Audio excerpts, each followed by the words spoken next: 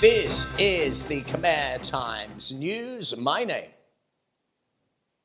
is Paolo Bonini, and these are your headlines. A man is jailed for 2 hit-and-run deaths that appalled the nation. A child is murdered in a forest in the most vile of ways.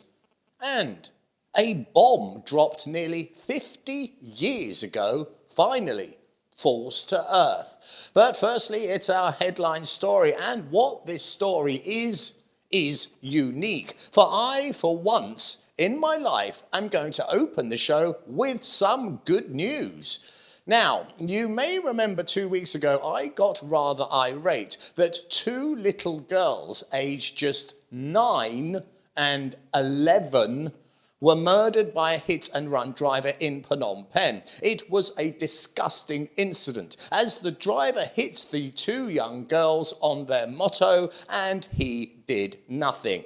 He saw the girls bleeding on the tarmac, and instead of trying to help to save a child's life, this complete and utter drove off and left them to die. Now here's the good news. The driver that let those children die has now been arrested. And after an intense search by the police, the Phnom Penh Municipal Court have now charged that man. The 33-year-old man has been named as Prum Piseth, and he is now looking at a court case that could land him in jail for an awful long time. And it was fine work by the police force, motivated by the outcry of citizens that saw this unbelievably cruel man face the full force of the law. But guess what? That's where the good news abruptly ends. For what I want you to have a look at right now is the state of this car. It is a wreck. And do you know what the story behind this picture is and how it got so very badly damaged? Can you guess? Yes, it's yet another fatal hit and run. When will it ever end? This time on National Road 1, late one night, a driver hit a tuk-tuk with such force he killed the 37-year-old tuk-tuk driver. Look at this photo. Here he is on the floor, dead. He was a father and a loving husband, yet another name to add to the never-ending list of motorists killed by hit-and-run drivers. Now, that image may be shocking to you, but that, my friends, is the cold reality of these murders. In this case, did the driver of the car that caused this accident try to save this man's life? Hell no. He got on his phone and he called an associate, not an ambulance, an associate. And soon enough, another car turned up at the scene of the accident. And 2 men and a woman who were in the wrecked car jumped into the new car and sped off. They ran away from their responsibilities. So, we have solved one hit-and-run case, but as always, there are many more. As some have said on social media, all those that flee accidents should automatically go to jail, no matter how small the accident. If you leave the scene, you are going to jail. No more excuses. For if you commit the crime, you will do the time. On our crime desk this week, the £500 bomb dropped by an aeroplane that never really made it to Earth. Vicious Chinese gangsters go on a knife-wielding rampage. And a man acts the complete arse on Facebook and gets arrested. Oh, what a surprise.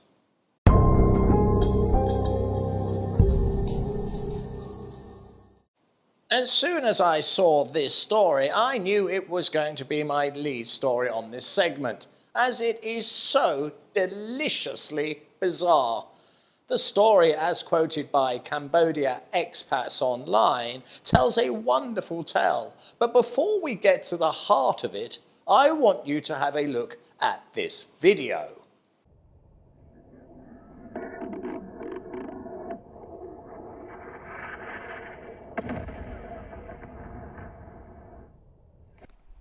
What you saw there was one of these. It's an Mk-82 500-pound bomb. And believe me, they are particularly lethal. Here we see a plane coming in to deliver its ordnance, and when it drops, it causes devastation. At approximately 30 meters, you are going to be vaporized. But the damage, of course, goes even further, because at about 50 meters, you will be destroyed just by the blast wave. And another 100+ meters away, shrapnel will probably rip you into tiny little pieces. So now the question, why the bloody hell am I telling you all this? Well, it's to set you up for a photo that left me speechless this week. On your screen now, what you're looking at is a 500-pound Mk-82 aerial bomb, just like in the video you saw. It was discovered in a quarry. Now, it's probably at this point you are wondering, why is a huge bomb teetering on a pillar of mud? Well, that is not teetering. We can do much better teetering than that. Have a look at this next photo. Now that is teetering. This huge bomb is precariously held in the air by a slim shaft of weak mud. Now just think how incredibly dangerous that is. It's quite simply nuts. But let's just take a moment here, so we can get all of this into context. Firstly, we saw a video showing how devastating these bombs are. Then I take you to a quarry where we can plainly see the staff did not stop working after discovering the bomb.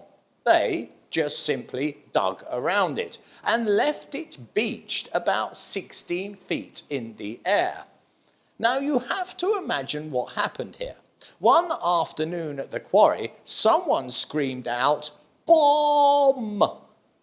The foreman inspected, but says work must continue, and the diggers continued removing earth, but they left the bomb perched on a 16-foot pillar of mud.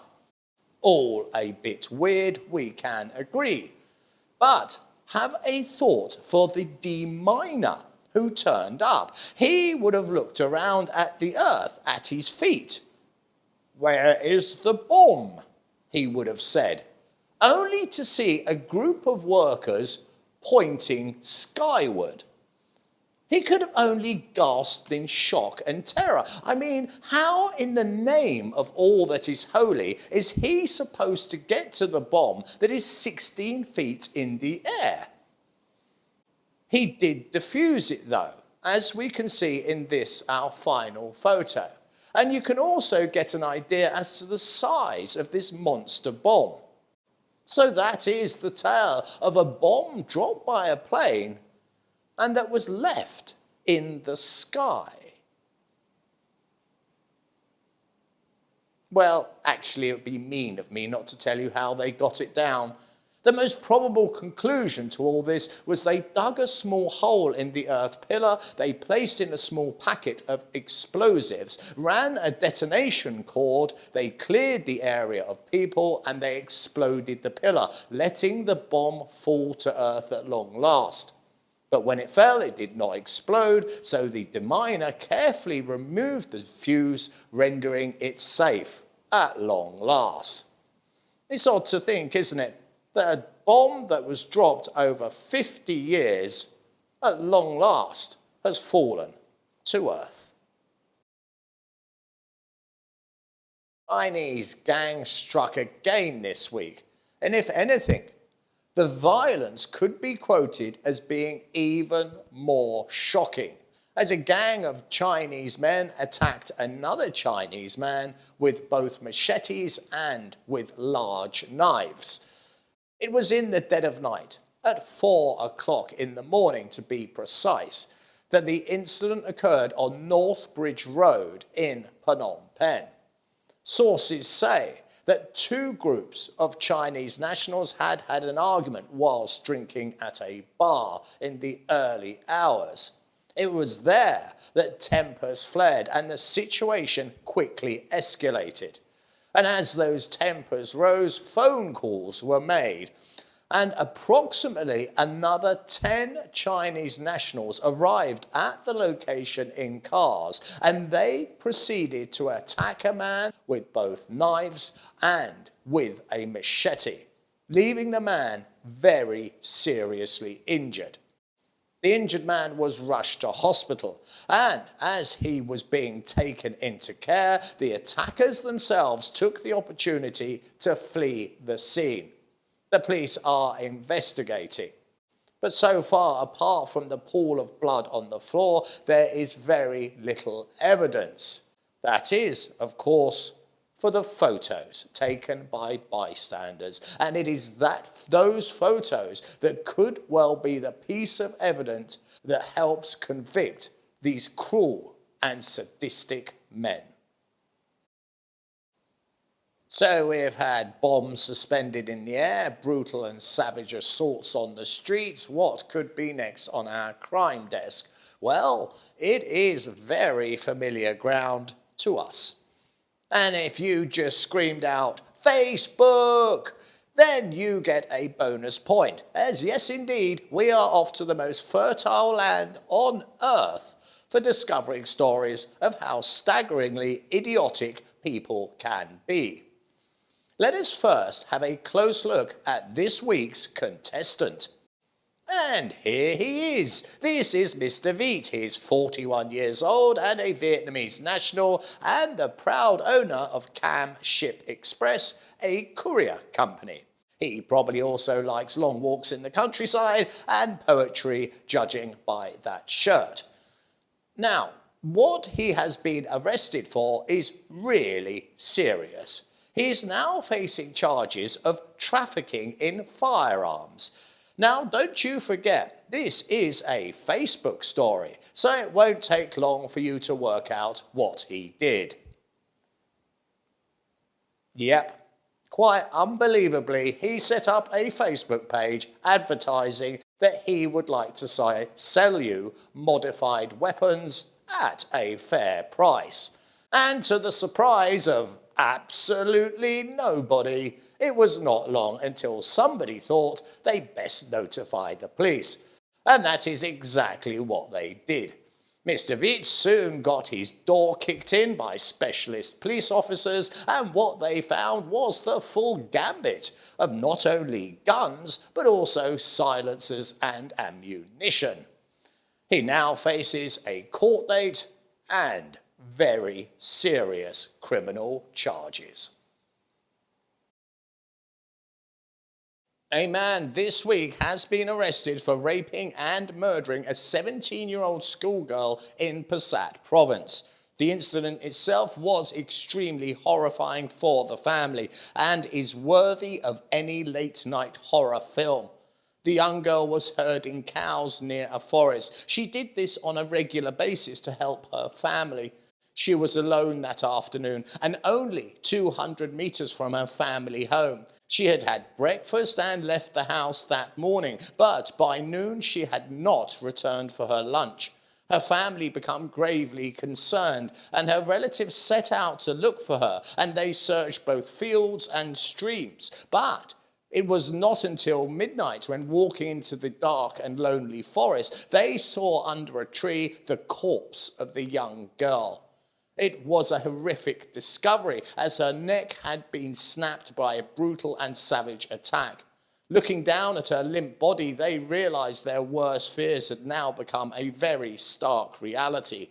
Police were called to the scene, and soon after, a 36-year-old local man was arrested. Police forensics told the tale. Whilst herding the cows, the young girl had been abducted in that lonely forest. She was then seriously assaulted and savagely raped.